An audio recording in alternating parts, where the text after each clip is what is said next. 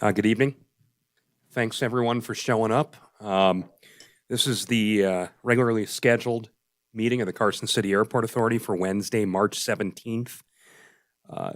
Again, you know, if people feel comfortable, I know we're pretty far spaced out. If you feel comfortable, put your mask on when you're not speaking would probably be a good idea. Wouldn't hurt. But if you're not comfortable with that, I understand. I'm not going to ask anyone to do anything they don't want to. Couple of things before we get going, just some business to attend to. We did not receive any public comment as of noon today. I checked our email and we didn't receive any comments from any members of the public. If anyone else received anything, I guess the appropriate time to bring it up would be on the agenda item. So, with that in mind, Tim, can you lead us in the Pledge of Allegiance? The flag's right behind you.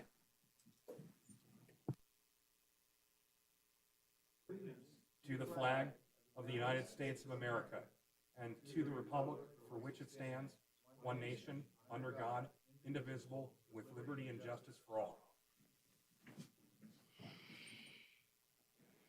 Mr. Chairman. Somehow or other, I missed roll call. I don't see that on the agenda. But if we could have a roll call, please. Chairperson Golden, Here. Vice Chair Harris, Treasurer Rogers, Member Jones, Member Hamilton, Here. Member Pulitz, Member Hutter. Here. A quorum is present. Okay, thank you very much. So we have to approve minutes from the last board meetings, I believe. It's two, I think, that are in our packet. And there is Mike's getting in the way here. A little bit of a problem here. Two of us were in absentia at the last board meeting. Myself and Carl, as I recall, were not here. I'm gonna make a recommendation that we approve the minutes of the January meeting in one motion, and we approve the minutes of the February meeting in another, because two of us really can't vote on that. So, not sure how we want to do that. We could have a motion for the February meeting and move on to the January meeting. I'll move that we approve the minutes from the February meeting. Okay, we have a motion. Is there a second? Second. Stan, thank you so much. So we have a motion and a second to approve the meetings of the February meeting. All in favor? Aye. Chair Golden? Yes, sir. I realize I am abstaining from this, but Right. I did have a note because I did read them. Mhm. There's mention, and I'm trying to desperately find it now, with regard to the 11 acres sold to Helitech? Helimax. There's a misnaming of that firm, and there is a reference of it being on the southeast corner of the airport, which is incorrect. It's in page 7. It says Telemax instead of Hilimax.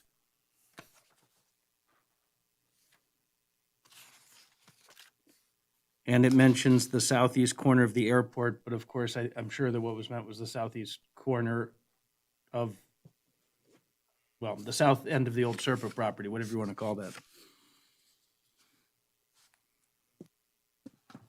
Maybe the northeast corner of the airport. Yeah, let's go with northeast corner. Yeah. Kind of.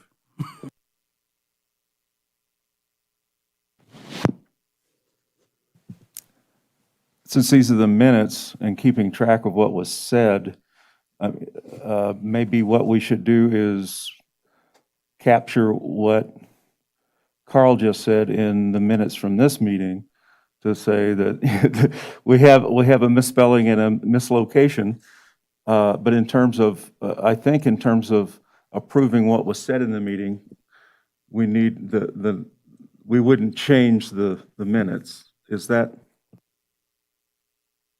Yeah, Mr. Chairman, if I could, Mr. Chairman? Yes. If I could respond.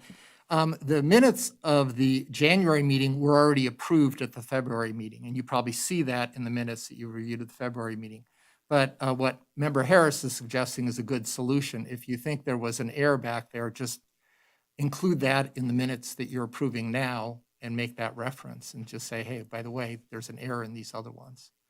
And I think you've done that. So with that amendment, I think you can go forward with your approval. Though, to be clear, the amendment was to the February minutes.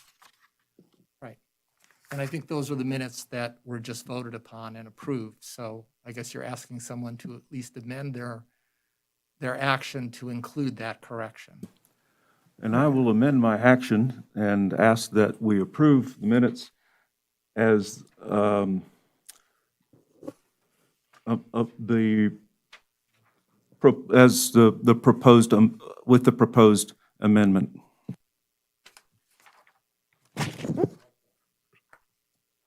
Okay, so we have a motion and a second to approve the minutes as revised for correction.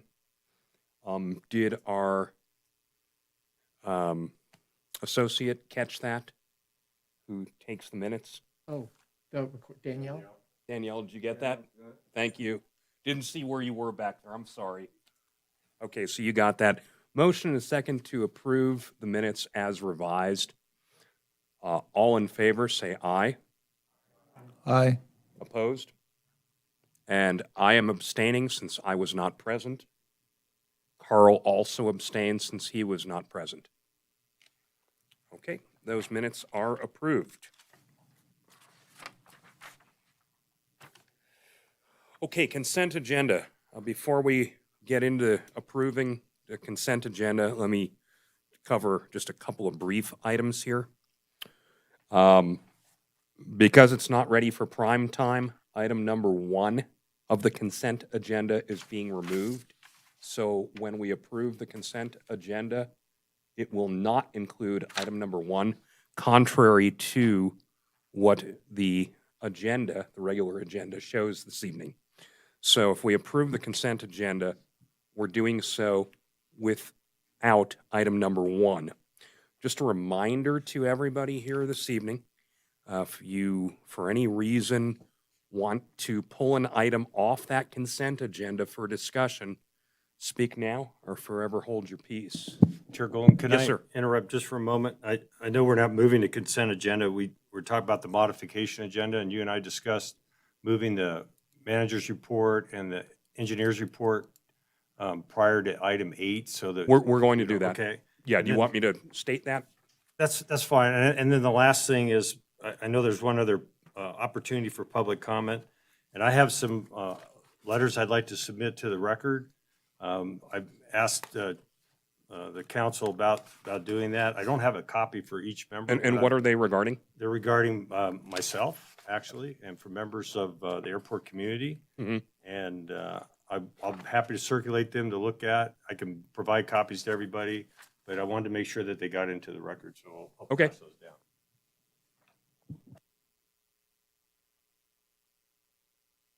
Okay, so with the consent agenda, I'm sorry, we kind of did skip public comment here. Yeah, there was none. And again, Ken pointed out modification of the agenda. We're going to be moving something towards the end of the meeting, accelerating it. So public comment and anyone tied in via phone that wishes to make a comment, you can speak now. I see no public comment. Okay, fair enough. So let's move on again to the consent agenda without item number 1. Any members of the airport authority, if you'd like to pull any item off that consent agenda, which would be 2, 3, or 4, please do so. Indicate that you'd like to discuss it. If not, I would suggest we move to approve the consent agenda as published without item number 1. I move. Okay, thank you, John. We have a second? Okay, so I second. Oh, okay. Got a motion and a second to approve the consent agenda. All in favor, please say aye. Aye. Aye. Opposed? Okay, the consent agenda is approved. So item number 5 for discussion and possible action, review and discuss the fiscal year budget priorities, capital budget projects budget priorities for fiscal year 21-22, and I'll turn that over to Ken and John. Thank you, Chair Golden. As you know, well, you may not know, since you were here in the February meeting, we did present the tentative budget to the Airport Authority for review. Treasurer Rogers went over a variety of items at that meeting, and by statute, we have till April 15th to submit a tentative budget. There's one item that wasn't covered at the last meeting that we actually just approved in the consent agenda, and that was the acceptance of a grant for the amount of $23,000. That item actually goes to the Board of Supervisors tomorrow as a concurrent item. And then the other detail regarding the agenda would be that the earliest date of notice for public hearing on the tentative budget would be March 3rd.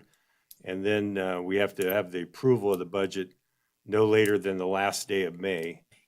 So the earliest time we could approve the budget would be May 17th, May 31st in that timeframe. And I think other than that, the only other item that we removed from the budget that was presented at the last meeting is under item 6412, which is under the CAA funded capital projects. We had allocated an amount of about $70,000 for hardscape improvements to the College Parkway frontage.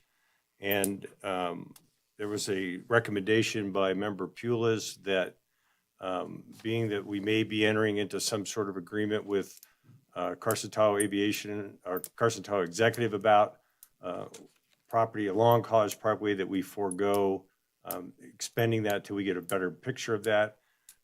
So what we did is we removed the dollar amount, that dollar figure from that item, but however, we left it in as a line item in the budget so that we may come back at some point in time to do that. Our discussion was the hardscape, which is the improving the entrance to allow for semi-trailers to be able to access the airport without driving over our curb and gutter, and improve the radiuses for circulation. And then the second phase of that would be the following year, where we look at doing the softscape or the plant, selecting plants, installing irrigation and that sort of thing. So with that, I'll turn that over to Treasurer Rogers for any further comment. Ken covered the only two changes that were made to the budget compared to what we presented to the board last time. I just want to reiterate that it's well within the realm of possibility that we'll be coming back to the board at some time in fiscal 21-22 and asking for some money to do hardscape and landscape work on the front of the airport. And so I'm just reserving the right to do that, putting it in the record for us, to avoid the possibility that we bring it up, in January of 22, and somebody says, well, it's not in the budget, so we're not going to fund that. I wouldn't be happy with. So that's the only thing I wanted to mention.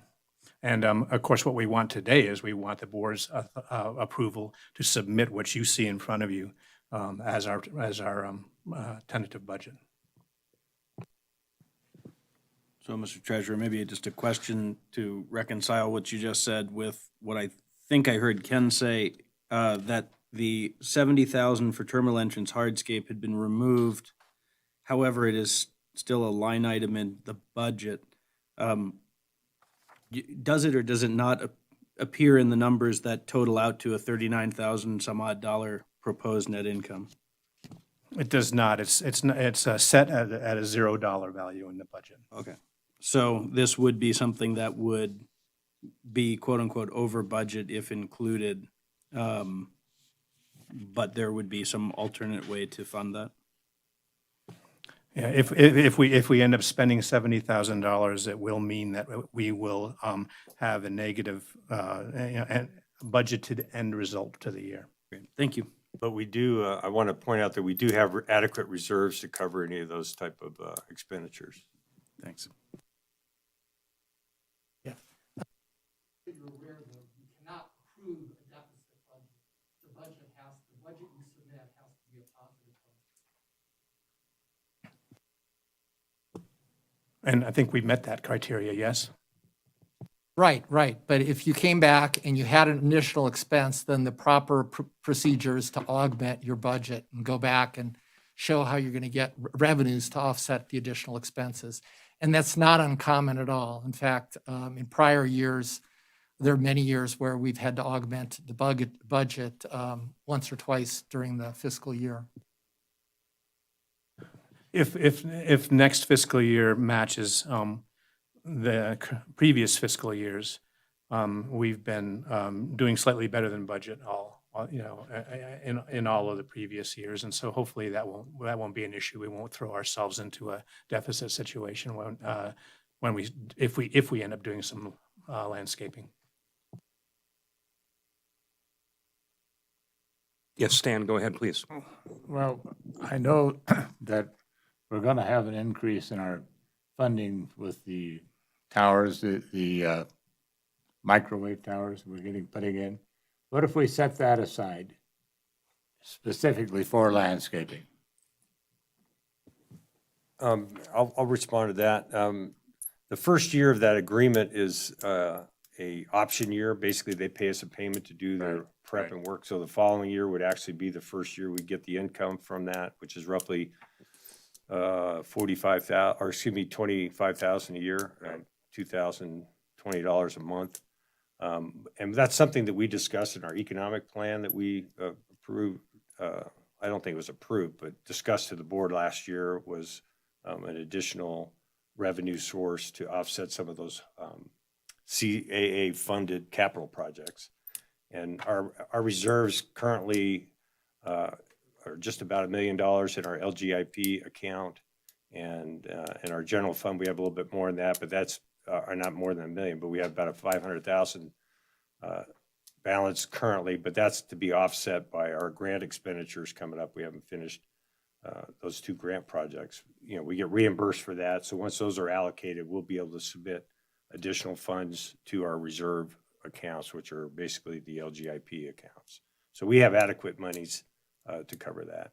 And just one other side note, in the recent legislation, I'm forgetting the cute name they've come up for the $1.9 trillion budget. Yeah. They've approved all FAA grants to be 100% funded again in the next fiscal year. So that is going to save the airport roughly another $65,000 in the next year. And with the grant revenue that we have targeted, it's going to be close to $1 million of grant funding, as opposed to what our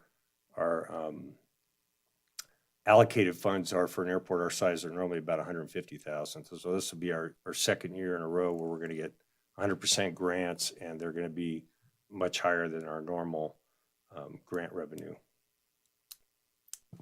And Ken, that's not official yet, right? That's not reflected in the budget. No, it's currently. not reflected in the budget, but it was passed in that legislation that just came out. So we're waiting for the FAA to come through with their letter and make that statement. But it was a part of the whatever America, I can't remember the name. American Rescue Plan. Yes, Okay. that one.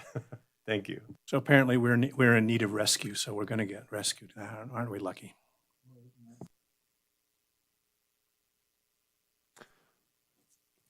Okay, so any other questions on the budget this evening? And do we want to take any action at this juncture? John, do you recommend it? Or just we're tentative at this point? I'm looking for a motion from the board to submit the budget that is in our packet as the airport's tentative budget to the authorities on April 15th. So moved? Go ahead, Tim. Oh, I'm sorry. Oh, Carl, I couldn't hear all the way down there. So Carl, you moved? Okay, so Carl's moved to accept what's in our board packet today as the tentative budget to submit effective April 15th. Do we have a second on that? I'll second. Thank you, Tim. So we have a motion, a second. Anyone care to comment any further on it or discuss it at any length? Okay, seeing no input from everybody else, I'd entertain a vote. All those in favor of accepting the budget as proposed as a tentative budget to be submitted April 15th, say Aye. aye. Aye. Opposed? None. Motion carries. Okay.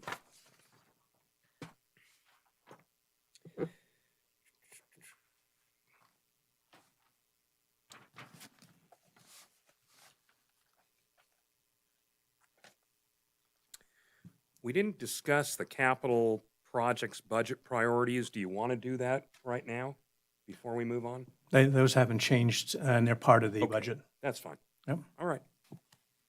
So discussion and possible action regarding approving a self-fuel permit. Ken, it's all yours. Thank you, Chair Golden. The Airport Authority has responsibility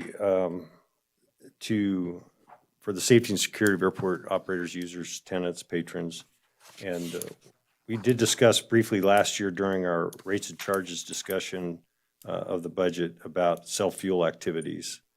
The real importance here is more about ensuring that people who exercise the right of self-fuel on the airport are properly equipped, trained, and have the appropriate safety measures, i.e. spill kit, fire extinguisher, and that sort of accoutrements. The main part about self-fuel is that, as general on our airport, I haven't observed a lot of that. There is some patrons that exercise self-fuel, primarily those that don't operate aircraft that use 100 low lead or Jet A, and that would be one of our board members, Member Hamilton, does that. Those aren't our primary concern, but once you address self-fuel policy, I think you should address all self-fuel activity. And that way you're not treating members of the airport differently from one another. But a situation where this really may arise is when there might be a fire contract organization that uses our airport for staging area, and they bring their own fuel to the airport. And so we want to ensure that the vehicles that they bring are properly certified, and that their procedures include appropriate spill kits for the amount of fuel that they're bringing and dispensing. So in other words, if they show up with a 10,000 gallon tanker and they don't have adequate spill kit for something of that nature, we don't want them on our airport. Where we really get liable is discharge into stormwater. And so that is a big factor for us as far as consideration is concerned. We want to make sure they have appropriate insurance, which includes not only commercial general liability, but also pollution insurance and environmental damage. And we want to ensure that they're paying appropriate fuel flowage fees and fees to the airport. One of the ways that we look at in designing the policy to not be onerous on those that are providing, smaller levels of fuel is we have identified 100 low lead and Jet A as our primary concern. Refueling for non-aeronautical purposes like RVs or motor vehicles that aren't used as ground service equipment and things of that nature, that's not allowed under that policy, and it doesn't impact the self-serve fuel island as part of this policy. It merely reflects the procedures and regulations pertaining to those type of refuelers described earlier. So the FAA does allow us to set those standards. It makes good sense for us to have that so that we can, when somebody does come to the airport demanding to exercise the right of self-fuel, that we have a policy in place that we can hand them. And so with that, there were a couple questions that came out and that we would like to add into the policy that you see in front of you. One of them is that we do have in our rates and charges an identified self-fuel fee, which is $1,200 annually, and that would be not directed at those providers who are like in Mr. Hamilton's situation. It's those who are doing 100 low lead or Jet A. And the other component was ensuring that they had adequate pollution liability. I believe in the policy, in the packet, it mentions only commercial general liability, but we would add that they have to have a retainer, or excuse me, a rider for environmental/pollution coverage for a minimum of $1 million. And the airport does have the right to inspect what we're using, as well as a location, determining location for self-fuel, so that we can ensure that it's being done safely. So with that, I'm happy to entertain any questions. Thank you very much, Ken, for addressing all those issues. Gonna open this up to discussion, see if anyone has any questions, comments. I'm gonna start, oh, I'm sorry, go ahead. Paul's gonna start.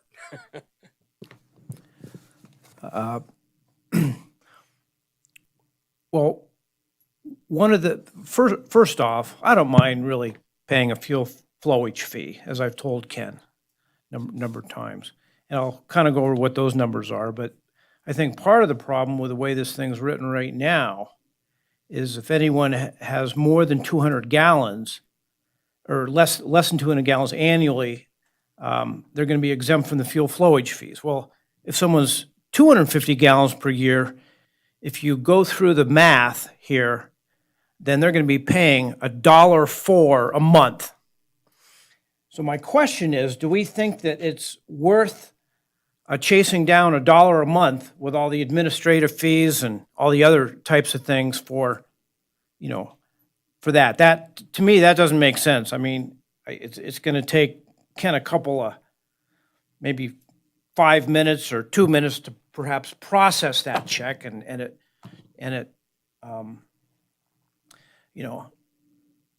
whatever that is, $2 a minute, let's say, he's going to have to spend. We're going to be losing money on that. So first off, if we're talking about how many gallons annually are exempt from the fuel flowage fees, I think we ought to weigh up that so we're not, number one, creating processes here where we're losing money. Now, myself, I'm probably the biggest user or person on the airport, and and I'll give you some numbers for what you get out of me. 400 hours per year times 3 gallons per hour is 1,200 gallons. Okay, 1,200 gallons, you divide that, or you multiply that by 5 cents, that's $60 a year, $5 a month. Okay? Now the question is that even worth it?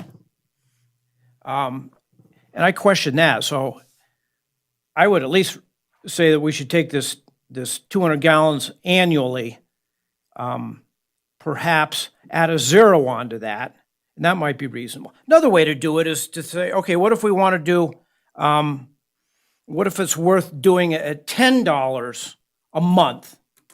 Okay, maybe we think $10 a month is worth Ken's time to do that, to set up the system, to account for it, to get the check, to do this, that, and the other thing. Well, that's 2,400 gallons annually. That's a lot. Okay, I'm the biggest regular user on the airport, and I would be at about half of that. So, I think that we need to change that number, maybe add a zero to it, or just say, I think what we're really worried about here is avgas. Okay, and our big users. So maybe you ought to just limit this to avgas. So those are my thoughts. Paul, if I may, hold on a second, everybody else. I want to address a few things. Because I'm somewhat responsible for this being on the agenda. I pinged Ken about this, and I said, Ken, remember we talked about this last year? We should really get this on the agenda. So blame me. And I also helped Ken by providing some information about what the framework might look like. I want to preface everybody's comments and questions with a few things. This is on here not because of finances. And I do agree with you, by the way. Why create an administrative headache? No disagreement there. It's on here not because of finances. It's not on here to protect, you know, the FBOs. It's not on here to prohibit people or discourage people from dispensing their own fuel. It's on here because this airport, and I witnessed it personally, had a discharge of jet fuel. And it was somewhere between 60 and 80 gallons. And it was under prior management, and the tanker truck was parked on our ramp.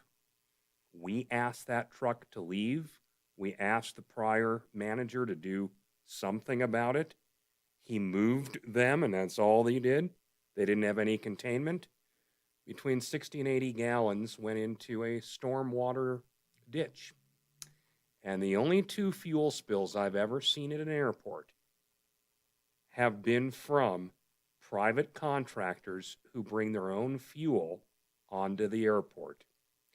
And the FAA doesn't let the airport prohibit that from occurring, but the airport can charge for that and can restrict access, basically such that a private contractor has to adhere to the same standards as everybody else operating on the airport. The reason why you do not want to add a 0 to that 250 number, Paul, is because when there is work being done, and we'll use Ken's example of a wildfire, a lot of these airports end up with a convoy of trucks that show up at the airport. They're all private contractors, and they're all servicing their own aircraft. They're all working for the government, but they're private enterprises. They're for profit. They have nothing to do with the airport, and oftentimes the end result is there is a environmental discharge, and then they leave. No one knows where they went. They just pull up their stakes, and they're out of here. Unfortunately, you're kind of getting thrown into that mix with the motor vehicle fuel. But you can't put in a 0 after the 250, because what ends up happening is someone shows up with a 500-gallon truck or a 700-gallon truck on the airport. They don't want to buy fuel from the airport because they think they're getting a better deal, and they're not, but that's just their mentality. That's where their head's at. And they only dispense 50 or 70 gallons, but that truck's sitting on the ramp the whole time. And if it has a fuel spill, who's paying for it? Who's responsible? That's why this is on the agenda. So now that that's prefaced, I know, Stan, you had a comment or a question. Go for it.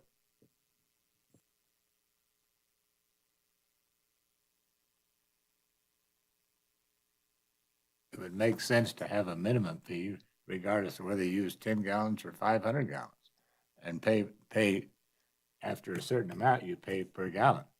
God damn, there's nothing free.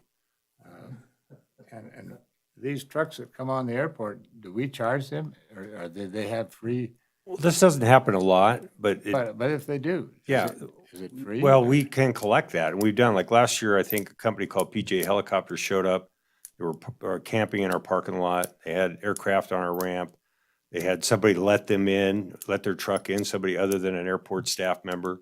And so when we arrived at the airport, it required us to scramble to do that and to get all the information that was required from them. We can charge them parking fees and all these other fees because they do have an impact on the airport.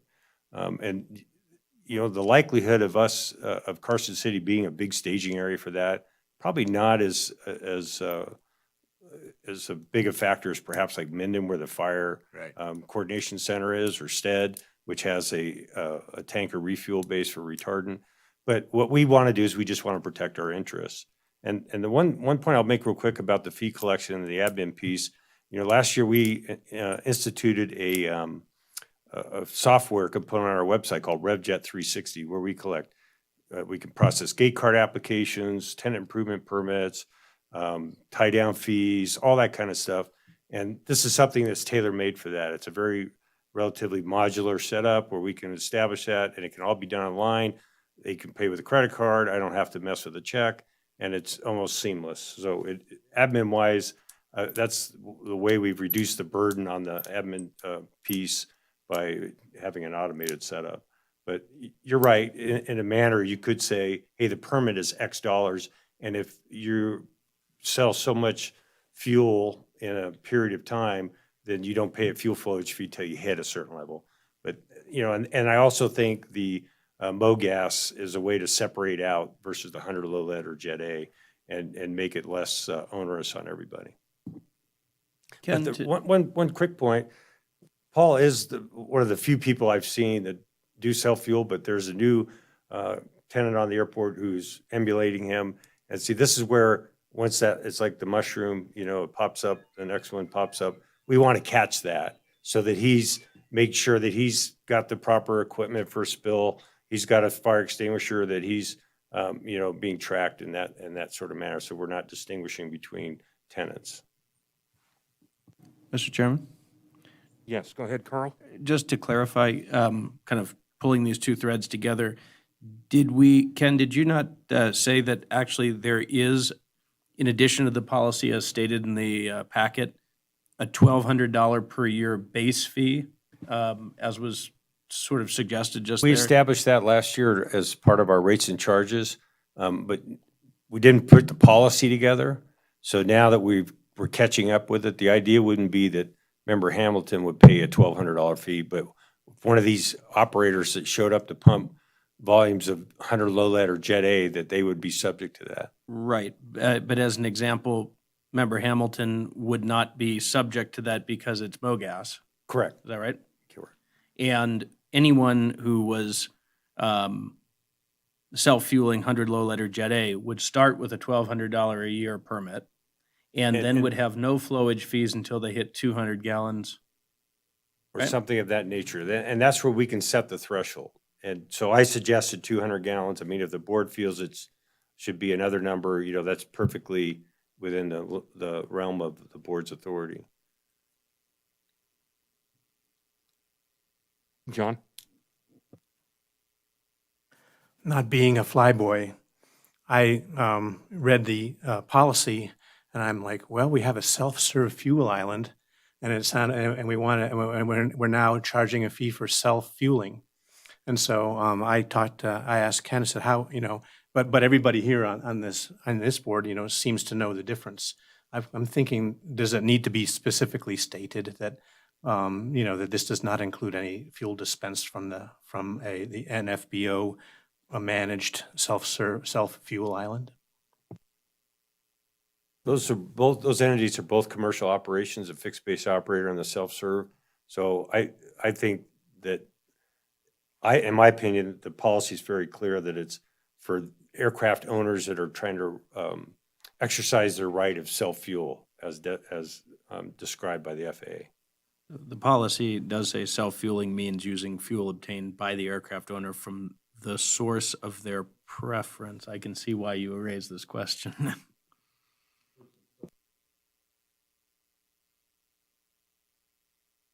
Did you have any comments, Bradley, that you want to weigh in on? Actually, based on what everyone has said, all my thoughts have been exposed on that subject, so thank you. How about you, Tim? Do you have any comments? I have one suggested, at least one suggested revision. Maybe more will come out of this discussion. Ken, maybe there's a way in this that we, and I'm bouncing this off you, kind of brainstorming with you in front of everybody else. Is there a means where we can, instead of stating self-fueling, mobile self-fueling, and that way it's really bringing fuel on the airport in a truck, because that's what we're looking at. Well, What do you think about that? Let me run this scenario by you. Yeah. So we have a tenant that's in hangar A, and that tenant decides that they want to start providing their own self-fuel. And so they come to us and say, hey, we want to bring a truck on the airport for fuel, and it's, what's the parameters for that? So if we just say mobile fueling, that may cover that parameter, but, that's I want to avoid looking for the loophole in the scenario, so that generally, my approach is that when you regulate something, you discourage that activity. And of course, we want to discourage the activity from everybody wanting to do it. From a mass group of people say, well, hey, he's got a fuel truck. I want to get a fuel truck. He's got one.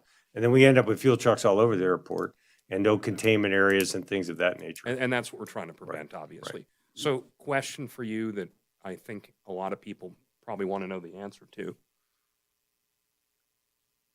And I'm using Paul as an example. Paul doesn't pay for a $1,200 self-fuel permit. What is the threshold that triggers that? And I think we utilize that number of gallons and the two types of fuel that we're looking at. Okay, do we have that in this policy? Can we add it? Or No, do we have it? Yes, I think that, in my opinion, I think that's covered. Okay. I just want to make sure that the guy with the can isn't And paying Well, this is what it says under the third sentence. It says, self-fueling permittees fueling from containers dispensing not more than 200 gallons annually. So that's not a truck. Well, that's exempt from fuel flowage fees. I'm talking about the $1,200 permit. I think that was the language that we were going to add to the procedure on page 3 to say how to define when you had to pay for the permit. Well, It's not in this current draft, but this is what you and I were bouncing off Right, each you and I other were the other day. talking about Right. it. So what do we want to do if that's not here? Do we want to, We want to add that language. so we'll then shelve this for now, or? You could say you approve this, but add this language. Okay, what language would you recommend? I would say operators not based at the Carson City Airport wishing to sell fuel would be subject to the self-fuel permit application and an annual fee of $1,200, Okay, or a permit operators fee of not $1,200. based at Carson City Airport are subject to Self-fuel permit fee of self-fuel permit fee $1,200 annually.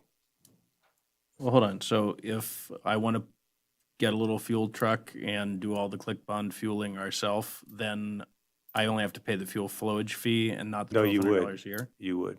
You'd still be subject to fuel flowage fee, and you'd also be subject to how you store that vehicle on the airport. No, of course. I'm not trying to get into the details of that, but the point is if it's phrased as non-airport tenants or off-airport, what have you, then you've just said that there's no $1,200 permit fee for people who are on airport.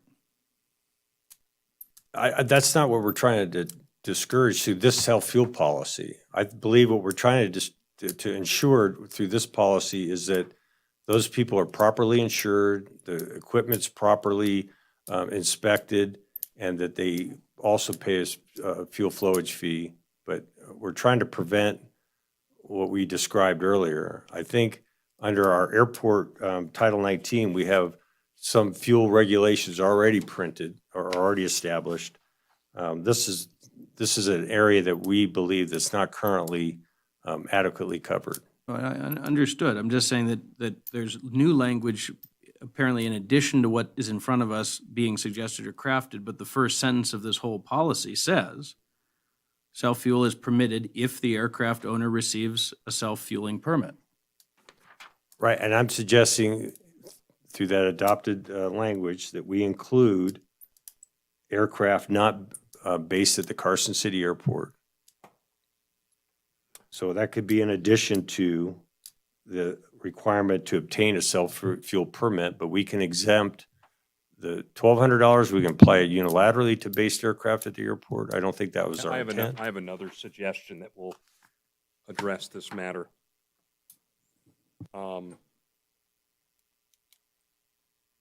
Instead of stating operators based at Carson City Airport, are subject to the self-fuel permit fee of $1,200 per annum.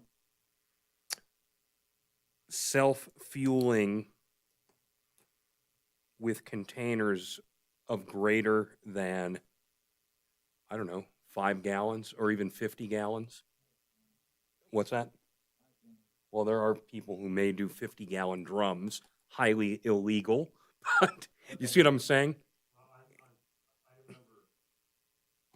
Excuse me, item 21 says pouring of gravity transfer, so Yep. that would be, Okay, so self-fueling, a self-fuel permit fee of $1,200 per annum would apply to any operator with storage of greater than 5 gallons.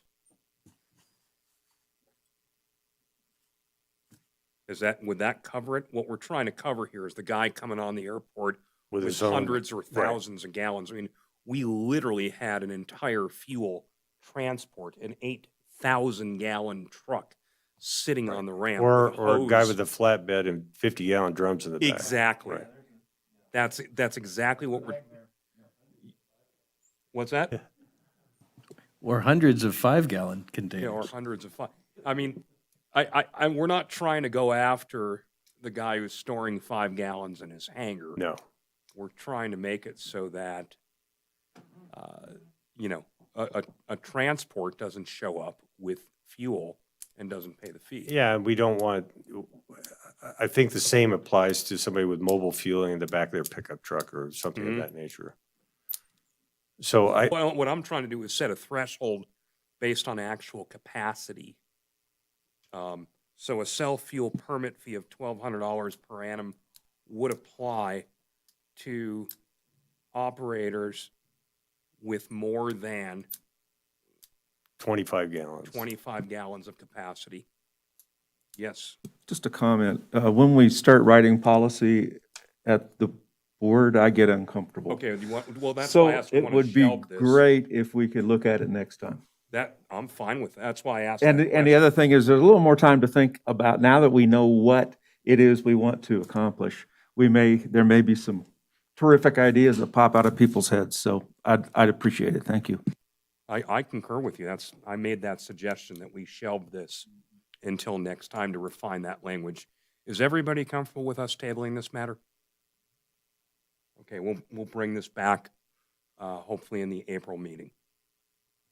Okay. I would also just add the recommendation that if there's a schedule of rates and fees already established for things like tie downs and fueling permits and stuff, that the actual number go in that, and that the document, so that it doesn't go out of date instantly, just refers to there being a license that has to be, or a permit that has to be applied for. Okay. Item number 7, discussion possible action, review and update strategic annual plan, work plan for next year. Ken and Bradley, you're on. I'm going to let Ken take this, and I'll add any comments I might have. Thank you. Thank you. As you know, we've discussed the strategic plan and the work plan at the last couple of board meetings.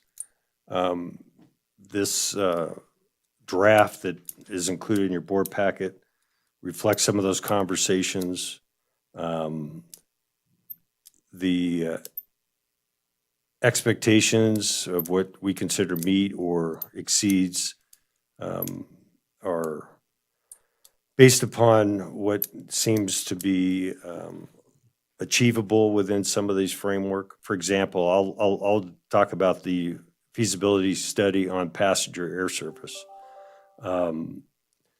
Some of this work has been done already, i.e. JetX has expressed interest in providing passenger service between Carson City and Las Vegas, primarily during the legislative session. And there was some dialogue about actually doing it at this session. However, since this has been an unusual session, as normal sessions go, we're looking at that for 2023. But does that mean that's our only option? So there's some difficulty in diagram what some of those expectations look like. So I was hoping to get some feedback from the board going forward. I did not get any feedback beyond the user satisfaction component, but I think that is something that we need to have further dialogue on. It doesn't necessarily have to be in the work plan per se. I believe that we're still operating under the same goals and similar initiatives, which were diagrammed for the next 5 years anyway. So if there were new initiatives or different goals, I think that's something that has to be amended in the strategic plan. It could be included, but I think that once we do that, we're back to a drawing board type scenario of what do we think needs to be accomplished over the next 3 to 5 years. I don't think that's really changed much. So I produced a draft, shared it with Vice Chair Harris, and covering some of the items that have been discussed over the time. And I think at least it gives us a framework to go forward. I'm happy to add, subtract to this plan. And if not, I think sometime between now and the fiscal year, which begins July 1, I would like to have this solidified and ready for final approval. So that's really what I'm looking at from my standpoint. Right. I'll just add that as you look down the performance metrics, if you'll recall, the last time we did this, there was a whole lot of stuff about milestones because we really didn't have a lot of benchmark metrics. Now we have more. And so you do start seeing more numbers in here rather than, get, these things done. So while there's still some activity goals here, we are getting into we're getting set up, focusing more on numbers like bringing dollars in, which is very important. So, and then in terms of the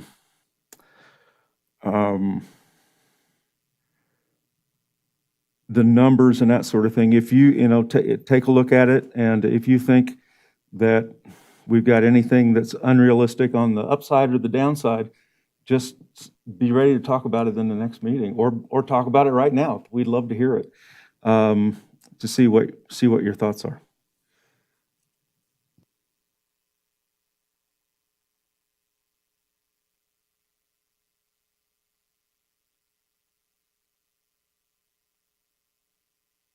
Go ahead. The last couple of meetings, we've talked about where to slot in tenant satisfaction as one of the attributes we want, for our airport. And so on this work plan, I see that they're slotted in under provide for the safety and security of airport users, having a quarterly meeting.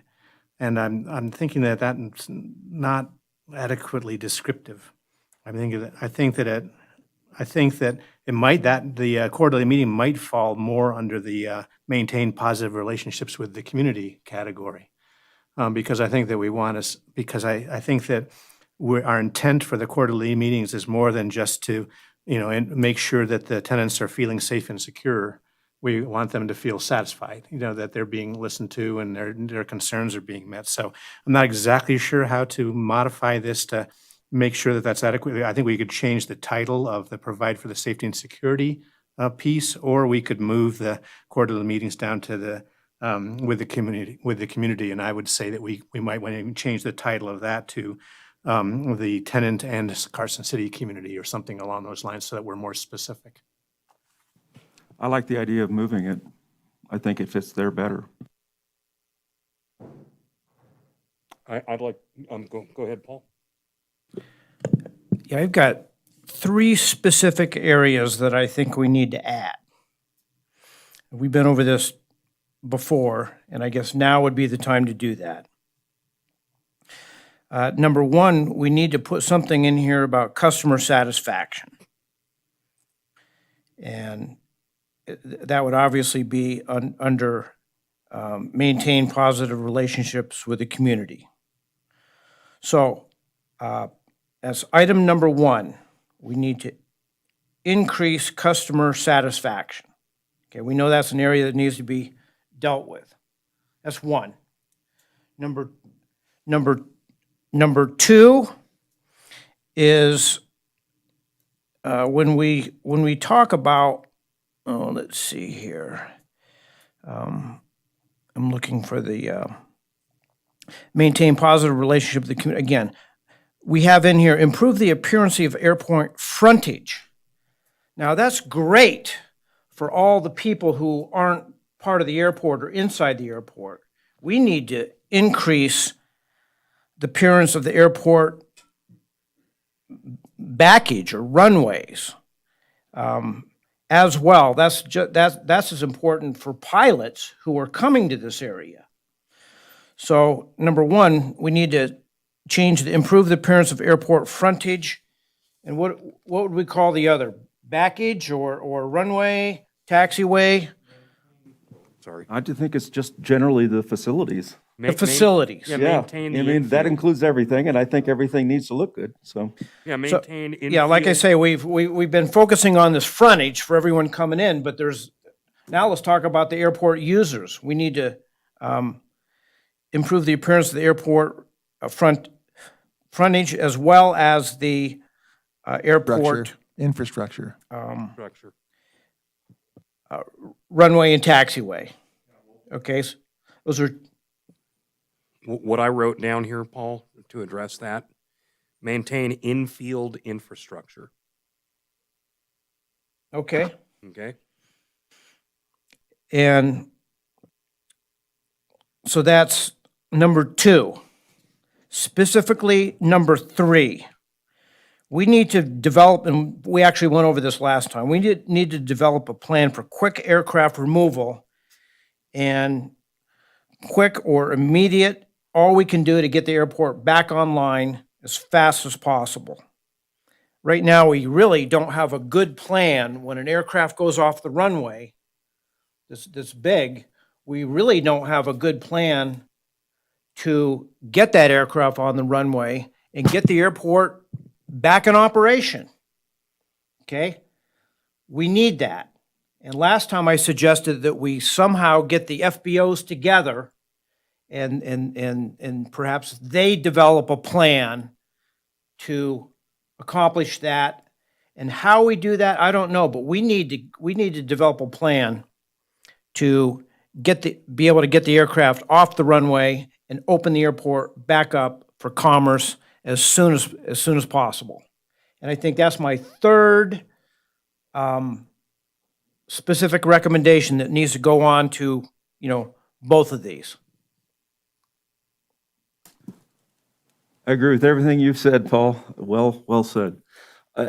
On item 3, I'm wondering if that isn't kind of a board level thing, because we're talking about getting FBOs to work together. Partly, we got FBOs on this board, but I'm just asking the question, is there a way that this could be put together more at the board level? Just because of the nature of it. It will require a lot of coordination, and in order to get there, I think it's going to require a certain amount of arm twisting. Let me just say that it's not going to be, whatever it is, it's not going to be easy. May I Okay, comment? and what was done before is the FBOs got together and basically figured out for themselves what the strengths are, what the weaknesses are, and so. I don't want I don't know how. the airport authority right now to go down this rabbit hole on that particular item, because there's a lot of different factors involved, okay? And I do have a question for our counsel, Steve Takis, and it's not a legal matter. It's a matter of history. You may remember. Do you recall how the airport removed the Hawker jet from the runway? Yeah, NetJets came and they brought some equipment in. And I don't know where they got the equipment from. And do you recall how long? I'm just asking for We were closed. That's what I was going to ask. The airplane came in at about 3 o'clock in the afternoon, and Deputy Abbott and I were there all night until about 8 a.m. the next morning, and a NetJets guy arrived. Then we left, and then my understanding is about mid-afternoon, they got the Hawk Ray. So it was 24 hours. Yeah, it was about 24 hours. And see, here's the problem, and this is why I don't want us to go down this path tonight. There's no reason to do this, okay? The FBOs on the airport can't remove every single aircraft that could possibly come into the airport. Therein lies the problem. And also where the aircraft comes to rest creates another dynamic, as Ken and I painfully learned back in January. And so this is a topic of discussion for, I think, another time. That's just my personal opinion. And I just want to comment that we have an airport emergency plan that we adopted. It has language in there that refers to aircraft removal. Those are dynamic situations that require a lot of different parties. It could be the NTSB, it could be the FAA Accident Incident Investigation. And there's also the criteria that the FAA recognizes the aircraft owner has responsibility for that. And so as the operator of the airport, that's a delicate situation. And that's why you use timeframes like reasonable and whatnot. A lot of time, reasonability is going to not actually be determined at that moment. It's going to be determined later at some point what was reasonable and unreasonable. So that's not really a strategic goal other than it's an operational issue. And I think that's really where that belongs. I think that when we want to add, whether it's customer satisfaction or maintenance of the airport infrastructure, we have to have some sort of benchmark or measuring for any of these items. And that's why you see the performance standards in each of these and what we consider to be meets or not meets. If you're going to look at some of these initiatives, you also have to look at how you're going to fund those or budget those. So they're not just a matter of putting something on the paper and say, yeah, we'll do a survey and this is how we're going to measure it. You know, what's the customer component? The airport authority has responsibility for certain items. And let's take the movement areas, for example, the runways and taxiways and aprons. Those are maintained by the airport. And generally, I think one of our strengths are the quality of our infrastructure. Now, whether it's keeping the weeds down along the signs and taxiway lights or runway lights, I think those are absolutely items to include in that maintenance plan. And that's really what that comes down to. And that becomes part of my work with my staff or my airfield gentlemen and the work that we're doing on that. If you want to go back to the budget, there's an item that we put in there under capital improvement that was for the purchase of what they call airfield mats. And what these objects are we come across are these are rubber mats that go around the taxiway or runway light and allows the mower to get closer to those and keep the grass actually doesn't grow around them. It allows you to get closer with the mower so you don't have a lot of handwork. We also put down 1,500 pounds of pre-emergent, of which included putting it around every runway light. We didn't do the taxiway lights. There's obviously a lot more of those. And so that's our goal moving forward. We also identified some other equipment for maintaining that. So I don't think these are strategic goals. I think these are operational things that we talk about. I do believe customer satisfaction is one, but we have to go down the road of who's our customer and what services do we provide as an airport to people on the airfield. People who get fuel are not our customer. People who utilize the airport taxiways and runways and tie downs are our customer. And how do we get measured on those? One of the issues we just addressed recently was the issue of FOD during the weekends when the airport's not staffed. One of the issues we addressed in the budget was staffing. We've authorized some monies for overtime. We are looking at adding a part-time position in order to achieve those goals. So it's not just a matter of saying, here's our work plan, let's put some things on the paper and go from there. It's how do we support those items as we go forward. So I just wanted to leave those comments for consideration. John, you look like you want to speak. Go for it. I think everything I've heard, it makes a lot of sense to me. I do think it is possible to write a visual standard for what our expectations are relative to the, the foliage around the runways and the taxiways. I think that's well within Member Harris's capabilities, and I suspect it's within our manager's capabilities.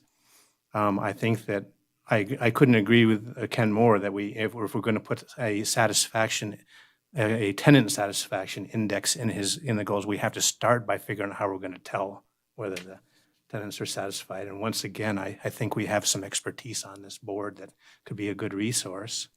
And then going back to the most sticky, apparently, of the issues, the third item that Member Hamilton brought up. I mean, I think that we could set as a target for our managers to convene a work group to go over that would be something that we could put on a performance plan and measure against that we could request, or we could expect that our manager convene a work group to review the existing procedures, see if there's any changes that need to be made, and gather together the necessary people to have a valid discussion on that. So, I mean, I think all of that's possible if we choose. So rather than say no, rather than think of it as these goals are difficult to measure, therefore they don't belong there. Let's challenge that and see if we can take advantage of the impressive expertise sitting here and set goals that are measurable and push us forward. Carl, do you want to weigh in on this at all? No, I concur with the ideas that have been presented. I think as I look at the work plan, I mean, there are some structural things, again, kind of what goes with what slot. We had this conversation about improving the appearance of airport facilities or infrastructure. Well, I just got here again. So if the intent of that was specifically because of some sense that the airport looked ratty by the community, meaning the community outside the fence, then I guess it's in the right place. But the way that I've heard it kind of emerge or evolve here tonight makes me feel like that's actually a subject for the maintain airport infrastructure in top condition. I mean, it's almost to the extent of being duplicative, but it would fit under that section. I do agree that the need to have not just a theory, but a practice for how we respond to incidents in disabled aircraft. And I do look forward to, I have not read our emergency plan. I will do that. But that feels like a project or a process that has energy, at this table, and is important and probably goes into the safety and security of airport users in a meaningful way there. So I would also just, I guess it sounds a little repetitive, but I very much agree that to the extent that we're going to have I'm trying to understand what this document is, the annual work plan, okay? And it really is the sort of standard to meet, exceed, or not meet in the management of the airport. And it should have a meaningful and, to the extent that this is even a way to say it, apolitical, but it's people, so it is political, sense of customer satisfaction, user satisfaction, tenant satisfaction. Now, how do you achieve that? How do you get that in a way that feels right, okay, and feels accurate and meaningful? And what do you put up there as KPIs? Those are big questions, but it does need to be an element of this, and probably under the positive relationships with the community. So I don't have any other great new proposals to go in there. I'll take this opportunity to, and I'll bring it up a little bit later again, but in the current plan, the item around execute the new cooperative agreement with the city, there is very little on this page that feels more important to me than that one. And I know it's not on the agenda tonight, but I'll use this opportunity to kind of ask the question, and maybe when we get to the end of tonight, find out where, with May 2021 rapidly approaching, what our game plan is to convene work and have that on the agenda so that we can advance in the months that we have, advance that project and be ready to go. Can I address the cooperative agreement real quick? I think in the last month's board packet, there was in the manager's report an indication that, we had attempted to put together a work group or workshop with the Board of Supervisors in December. That got pushed come January. And then the mayor has informed me that they're going to redraft the whole thing. As you know, we just extended it for a year last year. That document's over 30 years old. So they were taking the task of drafting that and hopefully to have something for this body to look at next month, with the deadline growing that, May comes around pretty quickly, May 14th. So that's the basis of that item. I'm glad to hear that. I didn't see that in the minutes, but I'll go reread that. But that's It excellent. was in the manager's report. I believe it's just a comment on that. Gotcha. Thanks. That's excellent to hear, I think. Tim, do you want to weigh in on this at all? I think enough has been said in this matter. Okay. How about you, Stan? We haven't heard from you.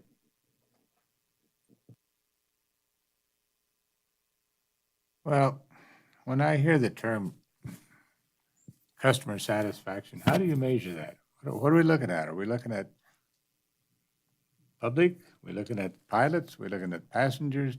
What are we looking at? How do we measure it? And who's getting the feedback now? Is anybody getting feedback? Are you? You keep bringing it up. I mean, you get feedback on customer satisfaction? I get feedback every single day. I get on- feedback all on the my time. on my business. At the airport, yeah, I get feedback from Okay, well, from customers. Now, how we measure that, there's a big question. well, okay. I concurred when we were talking about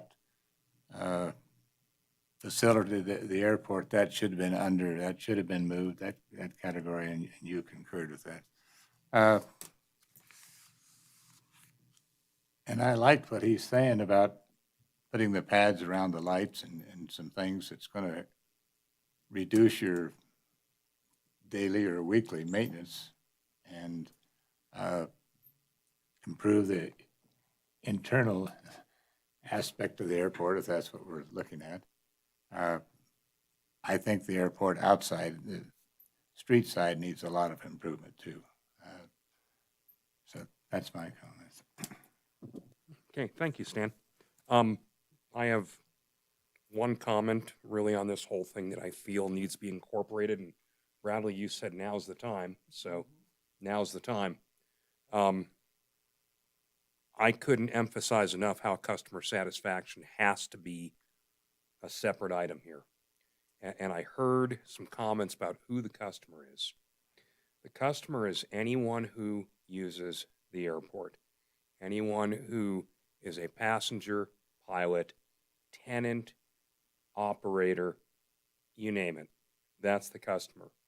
I heard a comment that, well, if they buy fuel from the airport, if they buy fuel at the airport, that doesn't mean they're a customer of the airport. Well, it does, because obviously they came into the airport. So if they fly with Paul, they're a customer of the airport. Yeah, they're a customer of Paul's, but they're also a customer of the airport. And they choose to fly with Paul for a lot of reasons, including the facility itself, the airport. When I first took my flight lessons, my original flight lessons decades and decades ago, I started out at Stead, and I had a really nice instructor. But you know what? I didn't like that facility at Stead. And I ended up moving my flight instruction to another airport that was better for me. That was a customer satisfaction issue that affected Mike Walsh, my flight instructor, because I decided to go elsewhere. It wasn't Mike, just wasn't the right place for me, right, wrong, or indifferent. I actually use it now for training a lot, but that's besides the point. Internally, we do customer satisfaction surveys, if you will. I'm sure Carl and his enterprise do the same. We have secret shoppers who come through our facility that I pay for, and they have a list of questions that they have to answer. And they come back to me personally with the answers to those questions. We do it all year long. There's also an industry-wide website called AirNav where anonymous comments cannot be posted. You have to put your name with the comment, and they verify that you are who you are. We're one of the top-rated FBOs in the country based on customer satisfaction. If anyone would like to see the comments we received over the years, I'd be happy to share them with any member of the airport authority because we're so proud of that. That is what drives people in, is infrastructure and customer satisfaction. The question on how to measure it or to create a metric for it, well, that's something I don't have an answer for. But I think it's critical that we have that on this work plan, because without a customer, you don't have a business. Well, Mr. Chairman, this is a hard science. I mean, a soft science, but a hard science to get right. The one thing that comes to mind from experience as a metric is the Net Promoter Score, the NPS, which is basically, would you recommend this service, this business, what have you, to your friends and family? Okay, 1 to 10, type of thing. And in short, basically 9s and 10s get you a score. 8s, 7s, and maybe even 6s are nothing, and anything below that's a -1. And that's a system that's being used by most of the large consumer-facing tech companies as a metric of how are we doing. And now that might be something to look into. Like anything, it's a tool. Could be applied well, could be applied poorly, may be relevant, might not. But there are a couple tools out there that might be one to look at.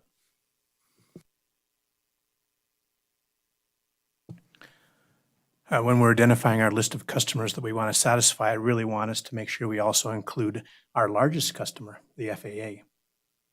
I think that if we leave that off of any kind of customer satisfaction rating, we were making a mistake, because they are the ones that actually pay for the vast majority of everything that we do on the airport. That's well said, and fortunately, it's one that I think we do cover.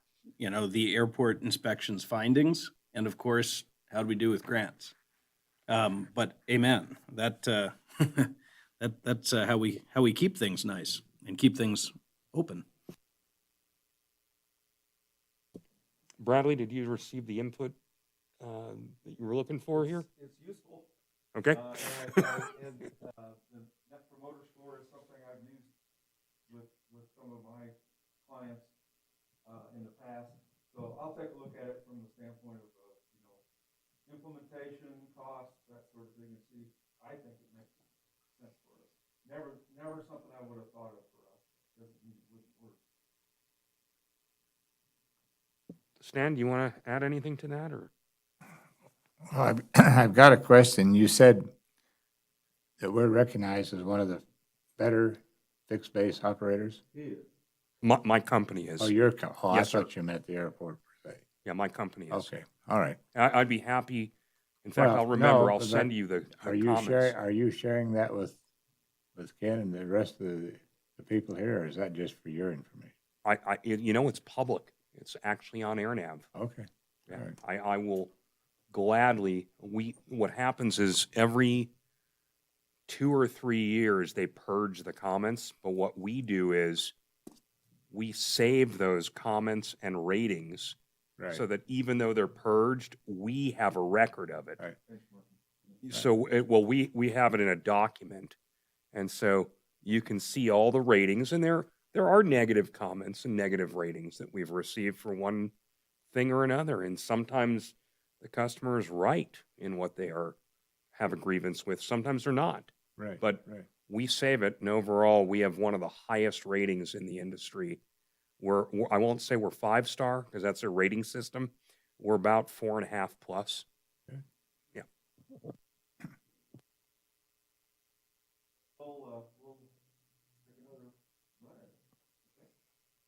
Okay. Anything else to discuss on this particular matter? Okay. Okay. We're going to move a portion of the agenda forward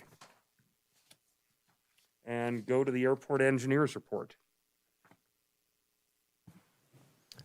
I think Chris Knox is on the phone. I'm not 100% certain. Yes. Yes, sir. Can you hear me? Loud and clear, Chris. Thank you. Good evening, Mr. Chair and members of the board. Just going to give you a brief update on everything we have going on right now. We have quite a few projects underway. As you recall, last month, we have the perimeter fence and access gate control project is completed and closed out. We are working through a warranty issue with one of the gates with the contractor, so we will get that issue resolved through their 1-year warranty on the project. The runway 927 pavement maintenance project is still on hold until June 1, at which point we'll close the runway down and do our fog sealing and remarking of the runway, and then come back approximately 30 days later for a final remark of the runway. The snow removal equipment building is in the final stages of the design. We had a productive meeting with the city last week, got some final clarification on the water main layout. We're working with our civil engineer consultant to get those plans finalized, and that's the last piece to get this project ready to bid. So this will be out on the street bidding by this time next month. We are working through a scope of work for the bidding and construction service on that project, so that will also be available for review and approval at next month's board meeting. One of the sister projects to the snow removal equipment building is the AWAS relocation. That project basically involves relocating the AWAS about 650 feet east of its current location. So we're working through final edits on that scope of work, and that one will be out for bid alongside the snow removal equipment building. In tonight's packet, you approved the scope of work for the snow removal equipment acquisition. So this is the actual equipment. We will be using a Sourcewell, which is a cooperative purchasing agreement on this equipment. So we're working through collecting the vendor pricing on that, and we will put together a recommendation for award on that alongside the other projects we have going on this year. And then finally, the aeronautical survey for the nighttime approach.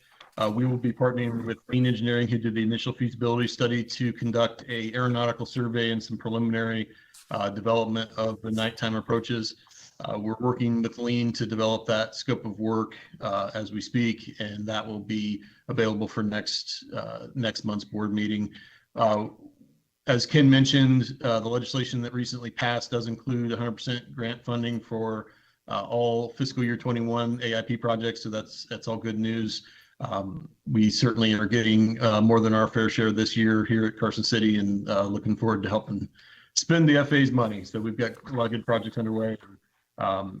Everything's on track to be out to bid in the next month. I can entertain any questions anybody might have.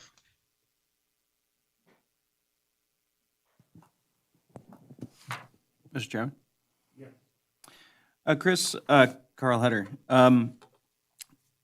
Is there anything that, because of the availability of grants at what looks to be a very opportune level, is there anything that that is shifting in our ACIP or accelerating so that we can actually subscribe that level of funding? And then from a treasurer's standpoint, if we are able to do that, do we have the Carson City share to absorb all of what FAA might make available? Yes, sir. So the FAA basically works 2 years in advance. So in order to spend money this year, we will have had to complete all the planning and environmental work to get to this point. So we had a pretty aggressive schedule for fiscal year 20 and 21, basically already in the airport's capital improvement plan.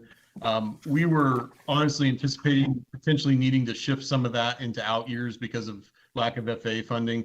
But the FAA kind of in the recent weeks has come forward and says they have sufficient funding to fund basically all of our requests this year. Unfortunately, with their program, there's no way to insert projects this year.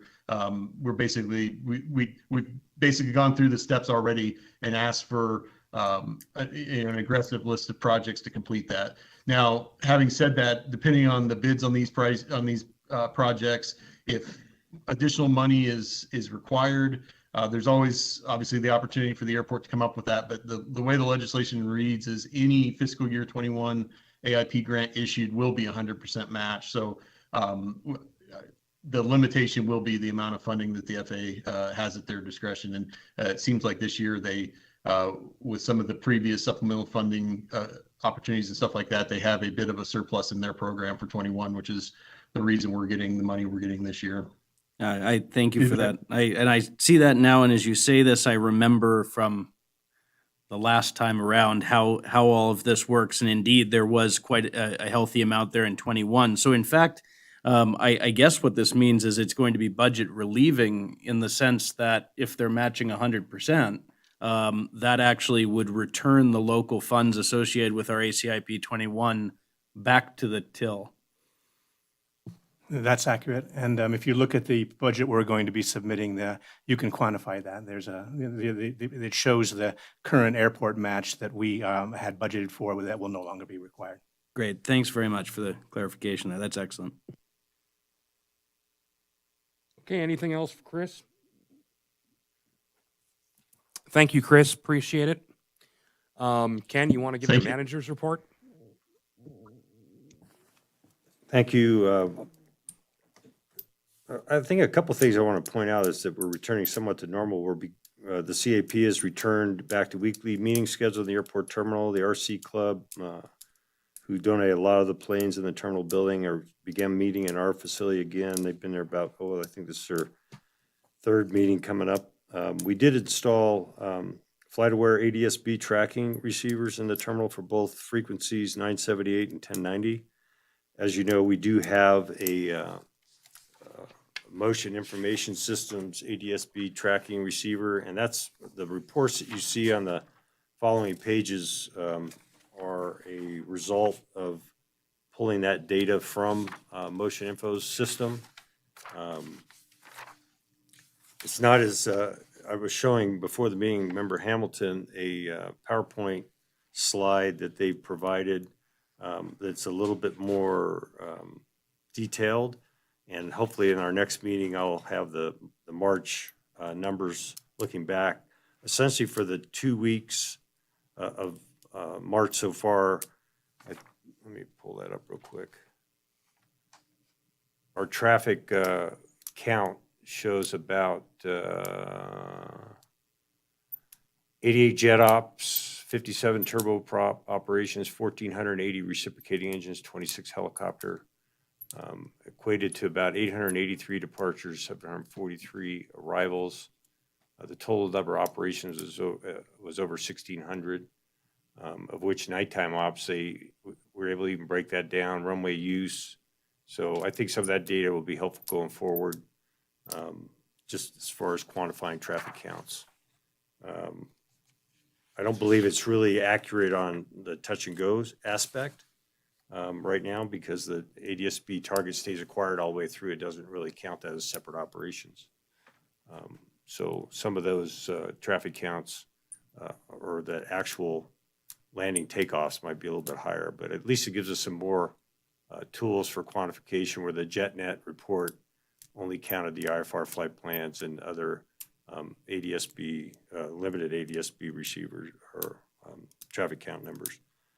I don't have any other comments. If you do have any, happy to entertain those as discussed. Thanks, Ken. Appreciate it. Anybody have any questions for Ken about his report? Okay, fair enough. Legal counsel report. Steve, do you have anything for us? I do not. Okay, fair enough. Steve, do you want to say anything about the open meeting training that you, link that you sent out? Anything to add there?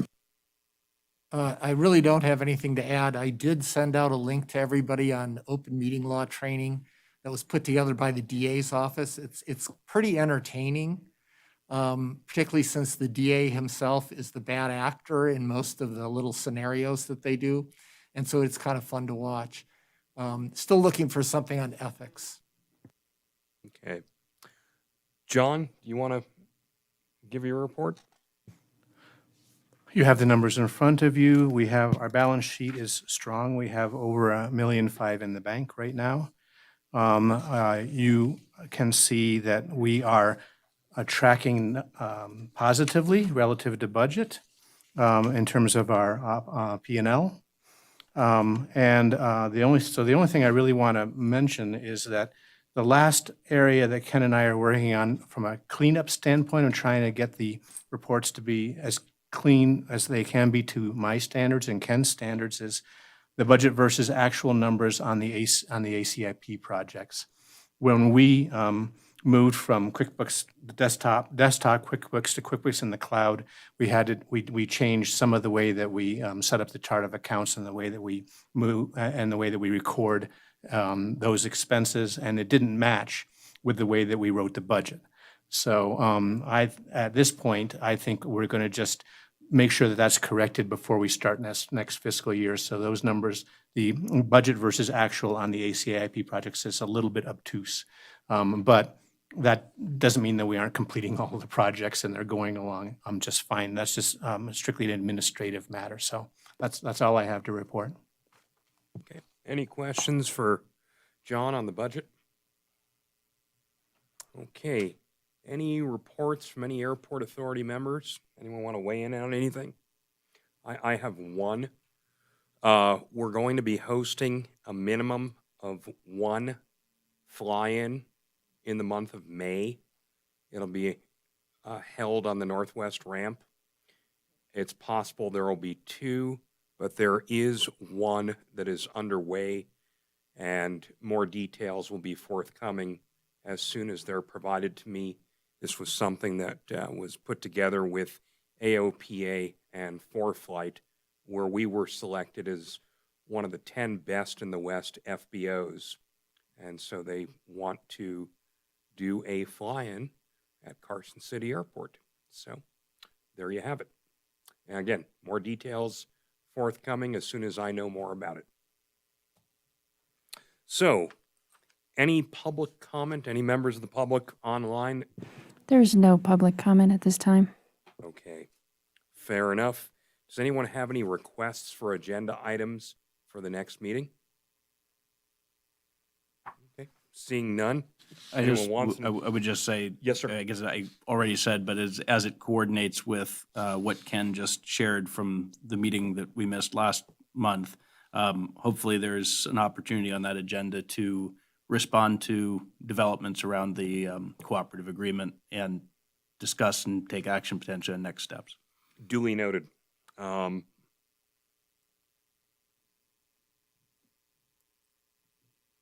Thanks, Carl. Appreciate it. Okay, at this time, we are going not to adjourn our meeting, but we are going to move into closed hearing pursuant to the Nevada Revised Statute 241.015, subsection 3B2. I'm going to request that all recording devices be turned off.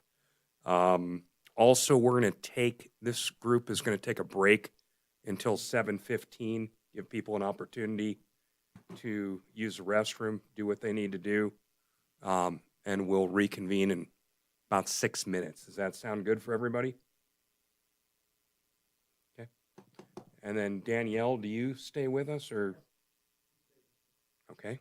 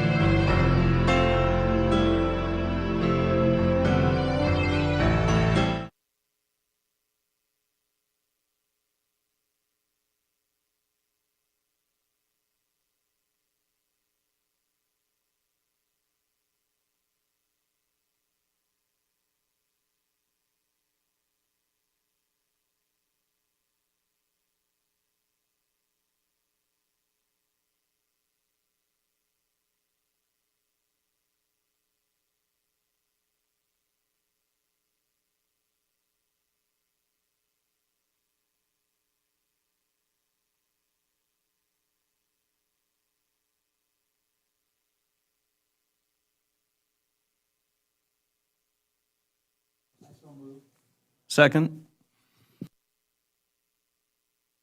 Okay, we have a motion and a second to authorize legal counsel to send a response that was presented with corrections made. All in favor, say aye. Aye. Aye. Aye. All opposed? Motion carries. With that, we will adjourn our meeting, and we'll see you next month.